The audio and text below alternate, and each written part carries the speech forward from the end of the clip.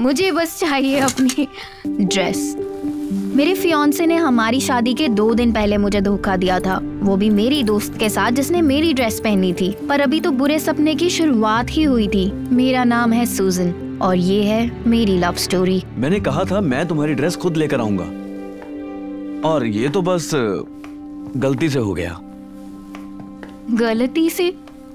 तुम्हारी पैंट्स गलती से उतर गई और मेरी दोस्त गलती से तुम्हारे ऊपर गिर गई, है ना?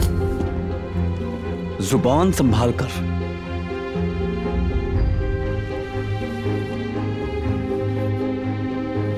मैं तुम्हें याद दिला दूं कि 2 दिनों में मैं तुम्हारा हस्बैंड बन जाऊंगा। मैं तुम्हारे साथ शादी नहीं करूंगी।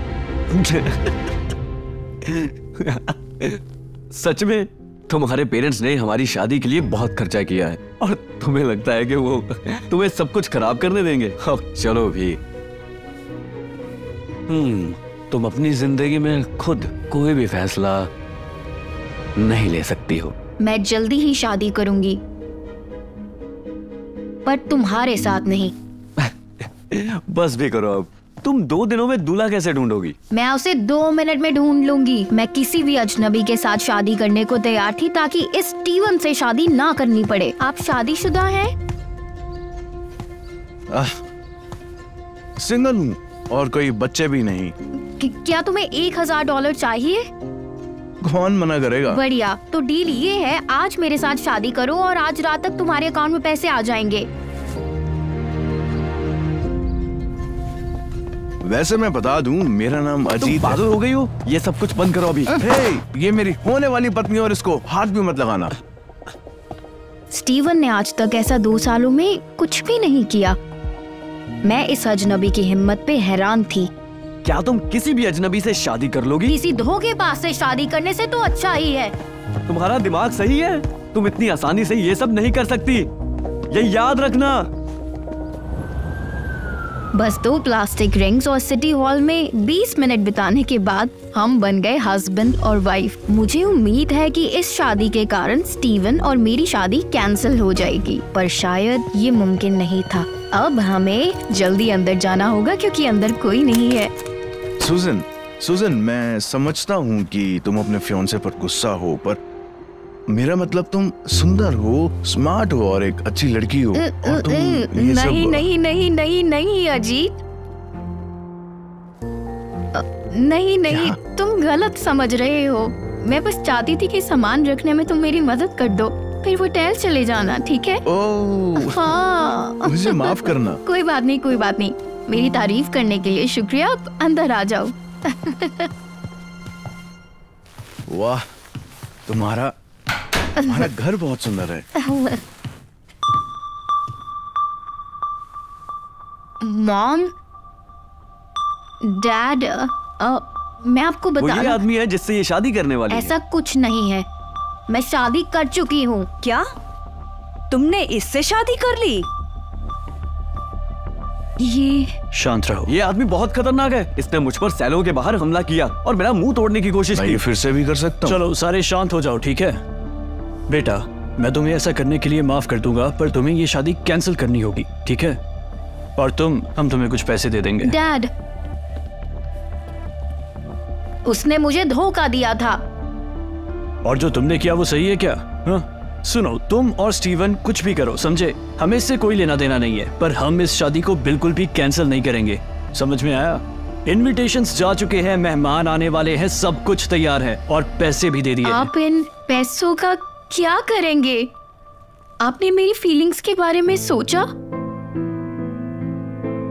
सुजन, हम तुम्हारे फ्यूचर के बारे में सोच रहे हैं। मॉम सुनो, मैं स्टीवन के साथ नहीं रह सकती बस इसलिए क्योंकि आपने शादी पे पैसे खर्च किए हैं। सब बहुत हो गया। इसी वक्त से तुम्हारे सारे क्रेडिट कार्ड्स और बैंक अकाउंट्स में ब्लॉक करवा रहा हूँ।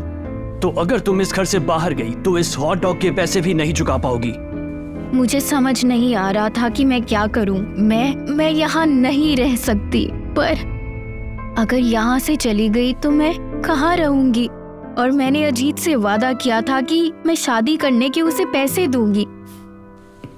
खैर, तुमने इसे डिवोर्स देने के बारे में सोच लिया?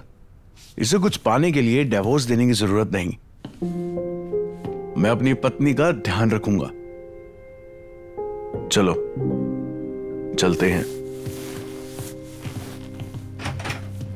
और आज की सुबह मैं वो ब्राइड बनने वाली थी जिसकी शादी पूरे शहर की सबसे शानदार शादी होती, पर अब मैं अकेली बैठी हूँ और मुझे ये भी नहीं पता कि मैं पूरी रात कहाँ बिताऊंगी। सूजन, तुमने जो भी किया बिल्कुल सही किया। मुझे पता है ये थोड़ा अजीब है, थोड़ा मुश्किल है, पर हमें कभी भी एक ही जगह रुकना नहीं चाहिए। Thank you.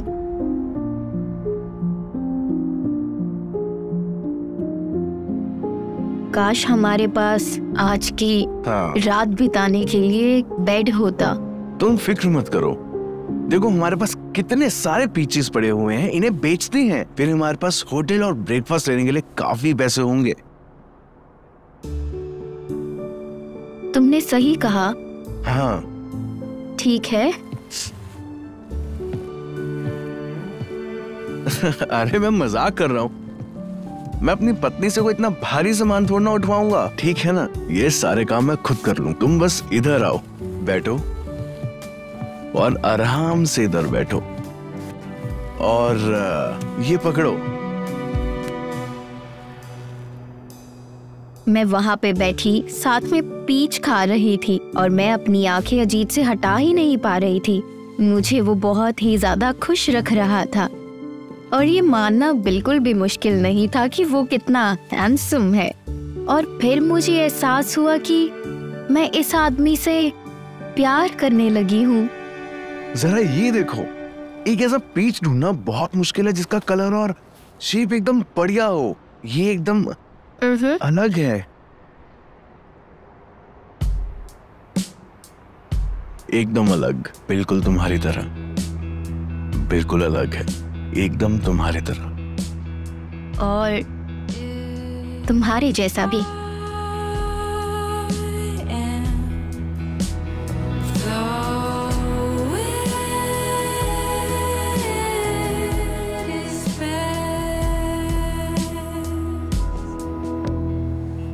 मुझे माफ करना, मुझे जाना होगा।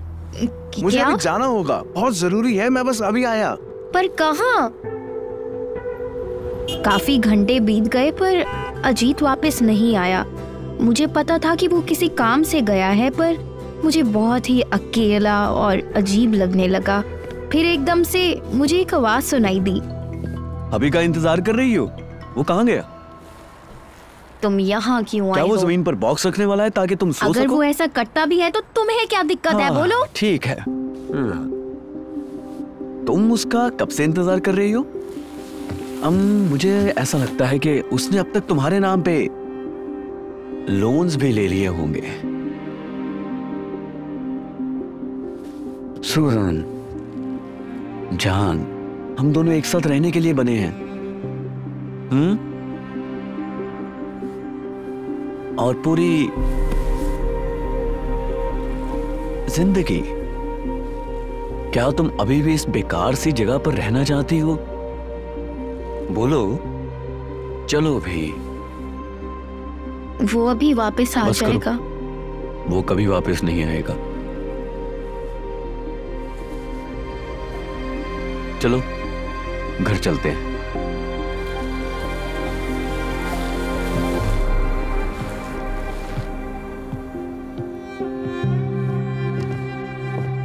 पिछली सीट पर बैठ जाओ। ये यहाँ क्या कर रही है? हम काम कर रहे थे, फालतू बातें छोड़ो और कार में बैठो। ओ चलो भी प्लीज, कार में बैठो। और उस वक्त मुझे अजीत की बातें याद आई। तुमने जो भी किया अच्छा किया, पर तुम्हें कभी एक जगह पे नहीं रुकना चाहिए। नहीं, मैं तुम्हारे साथ कहीं नहीं जाऊंगी। मेरी वाइफ को हाथ मत लगाओ। मुझे लगा तुम भाग गए। तुम कहाँ गए थे? तुम्हें शायद ये पसंद ना आए, मैं तुम्हारे लिए सबसे सुंदर रिंग लेने गया था। डायमंड? ये तुम कहाँ से लेकर आए? चुराई होगी। एक लोडर के पास पैसे कहाँ होते? मैं लोडर नहीं हूँ, तो अपनी जुबान बंद रखो। पर तुम उन क्रेट्स को लोड कर रहे थे। मैं इन्हें अपने रेस्टोरेंट के लिए लेकर जा रहा था। मैंने इन सुंदर पीचेस को देखा तो मेरे से रुका नहीं गया। मुझे अपने मेहमानों को स्वादिष्ट डेजर्ट खिलाना बहुत पसंद है। क्या?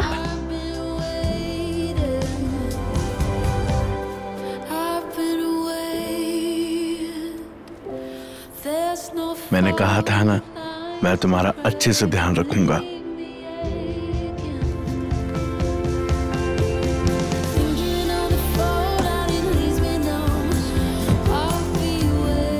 और उस वक्त मुझे एहसास हुआ कि बस सच्चे प्यार से ही तुम्हें सब कुछ।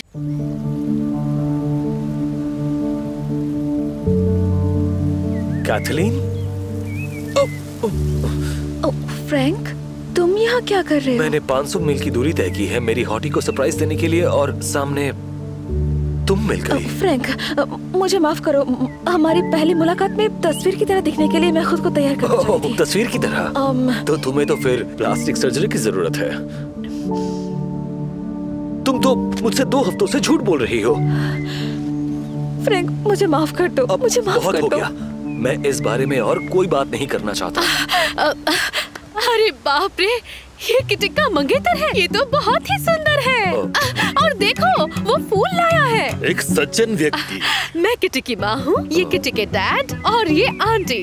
हेलो। मैं तो फ्रैंक हूँ और मैं जाने वाला था। अविश्वसनीय, हमारे किटी का होने वाला पति।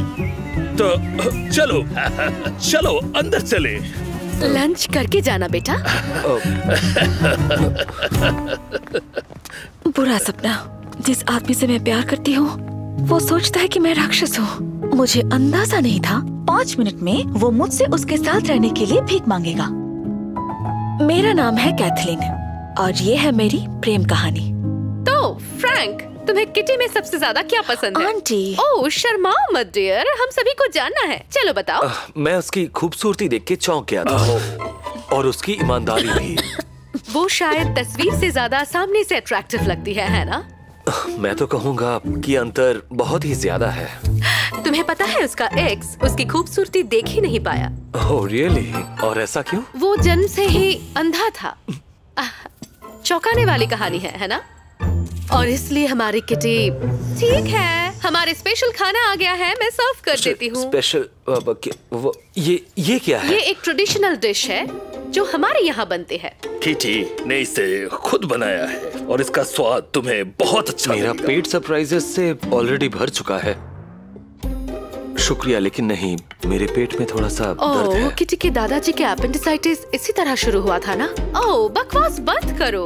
और एक छोटा सा टुकड़ा खाने से किसी को तकलीफ नहीं होती। तो क्या कहते हो? इसका टेस्ट बहुत पसंद आया है ना? ओ नहीं।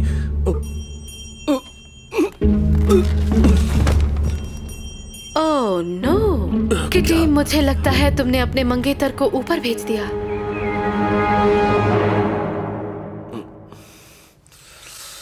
हे, मैंने पहले ही एम्बुलेंस बुला ली। मेरे माता पिता नीचे गए हैं डॉक्टर से बात करने के लिए। मुझे क्या हुआ था? जाहिर तौर पर एक्यूट एपेंडिसाइटिस। पिताजी कहते हैं कि मेरे दादाजी को भी था। वो अब कैसे? दादाजी वो गुजर गए। क्या? अरे अरे अरे, ध्यान से, आराम करो, सब ठीक हो जाएगा।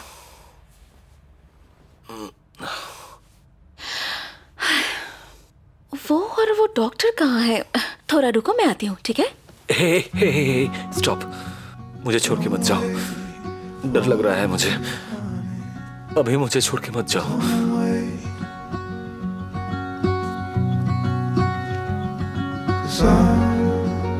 मैं नहीं जाऊंगी। क्या तुम मुझसे कुछ अच्छी बातें कह सकती हो? ठीक है, तो मैं तुम्हें एक अच्छी कहानी सुनाती हूँ। और उस पल बेशक वो भूल गया था कि उसने मुझे चोट पहुंचाई थी और मुझे बदसूरत कहा था, लेकिन फिर भी मुझे बहुत बुरा लगा था उसकी बातों का। फ्रैंक, मुझे पता है कि मैंने तुमसे झूठ कहा, लेकिन तुम कभी भी मेरी तरफ देखना नहीं चाहोगे और मेरी तरह बदसूरत लड़की को नहीं चुनोगे तुम।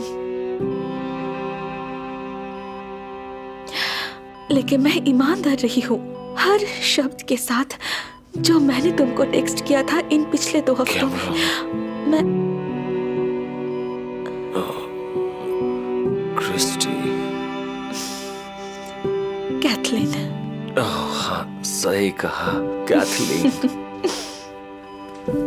स्वागत है हीरो। देखते हैं क्या हाल है। ओह, बिल्कुल सही टाइम पे तुम्हारी गर्लफ्रेंड ने एम्बुलेंस बुला लिया।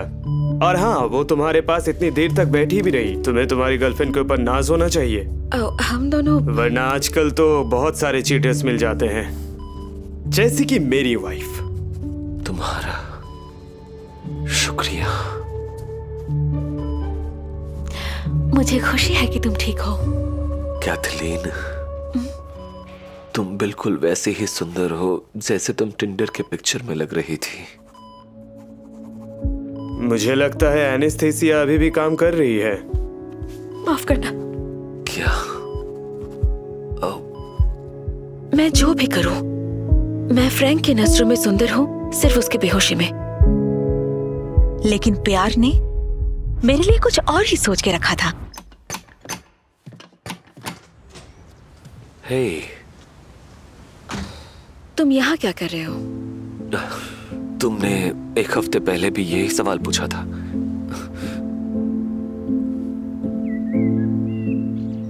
देखो, तुमने ही कहा था कि तुम मेरे लिए बदलना चाहती हो। देखो, मैंने फैसला कर लिया है कि मैं दूसरों की नजरों में सुंदर दिखने के लिए खुद को नहीं बदलने वाली। मैं जो हूँ सो हूँ, और मैं कभी तुम्हारे नजरों में अच्छी नहीं दिखूंगी जबकि तुम एनेस्थेसिया से बाहर हो। तुम मेरे एनेस्थेसिया के कारण मेरे लिए सुंदर नहीं बनी। इसलिए बनी क्योंकि मुझे समझ में आ गया कि मैं कैसे इंसान को खोने वाला हूँ। क्या तुम कहना चाहते हो? मैं पूछना चाहता हूँ, क्या तुम मेरी गर्लफ्रेंड बनोगी? तो तुम सोच क्या रही हो? जल्दी हाँ कर दो। चलो किटी, हाँ किटी, हाँ।